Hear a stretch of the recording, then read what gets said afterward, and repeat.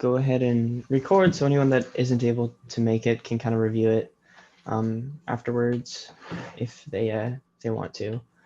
But welcome to the general meeting, I guess. Just a few things to talk about. The first week in November, there's going to be an aerospace club meeting, just a general club. Stephanie put out a link for people to take a Winda meet, but that has since been over, even though she hasn't announced that, and we don't know the final time yet. But we'll get that out as soon as we can, really as soon as Stephanie tells us, which will probably make a post in general as well. So I guess just keep your eye out for that. I guess main progress that I know of, at least, for the CANSAT, we did some final integration. We still have a little bit more integration to work on. And I know especially the mechanical team want to do some more thermal testing once we got everything put together with everything working and see how much heat like the electronics generated, things like that. Just a little bit to go over this last week before we launch on Friday. And for the CubeSat and Big Red Satellite, whatever you want to call it, we had the PDR last week. I think it went well. I don't know.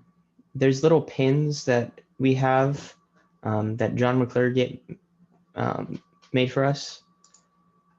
And it looks like Nick is joining and leaving or something like that. But we can get those out to anyone who hasn't gotten one yet. Nick, and Henderson, I don't think you guys have gotten the pins yet, but we can get those to you at some point. Just a nice little medallion or whatever. And then tomorrow at the CubeSat meeting with the kids, we're going to be mainly reviewing some of the feedback we got, giving some of the students that presented a little bit more individual feedback, and just kind of taking it easy.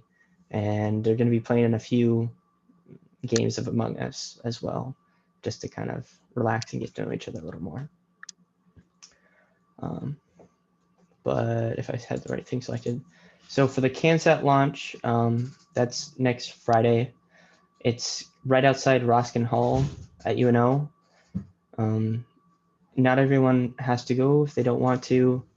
I think the main time that we would need help would be between 8 a.m. and 10 a.m. Just getting everything ready, making sure that we get the balloons filled up and attached in the right way. But then we hope to launch at 10 a.m. And from the predictions that some people have gone through with HabHub, which just kind of gives a prediction or whatever, we should be back at campus, maybe noon to 1 p.m., maybe a little bit after that, just depending on how much difficult we have in actually finding the CANSAT. But hopefully it doesn't take too long and people can actually have a rest of their day for that. But I guess for a little bit of the work that mechanical did, I don't know, Nick, do you have anything to fill in for like updates for the mechanical team? I don't know what's going on with the 3D printing, and that's the stage we're at. So, but yeah, done, so it seemed like John was taking care of a lot of that stuff. Yeah, and I wasn't part of. I haven't been a part of that stuff yet. 100% no.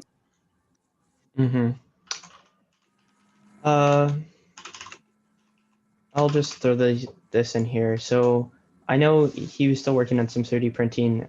The last things, or the electrical team, we've kind of been waiting on a little bit of that. That was supposed to finish at 2 p.m. today, but electricals, or a few people from electrical are going to head over there just to kind of figure all that out and make sure that those two things that we needed printed are actually printed. And I know John put together the truss as well. He did it with 6-foot poles in between at first, and so it was like this massive triangle, but it has since been cut down and I haven't seen it since then. For the electrical team, I don't know. Sam, do you have any specific updates to give? Not really. I mean, just getting things, yeah, finalized and together. I think the only thing that needs to happen, I don't know how far you've gotten on what you had, but we just need to integrate all the sensors with the rock block, and that should be pretty much it.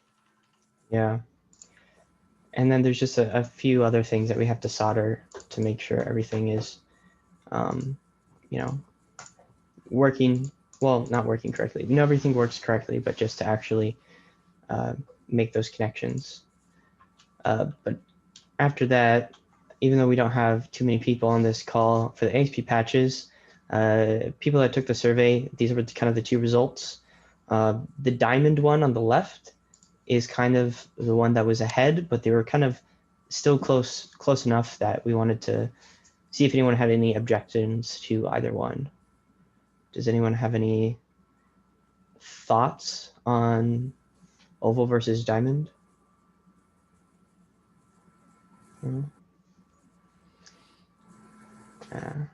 I think they both look good.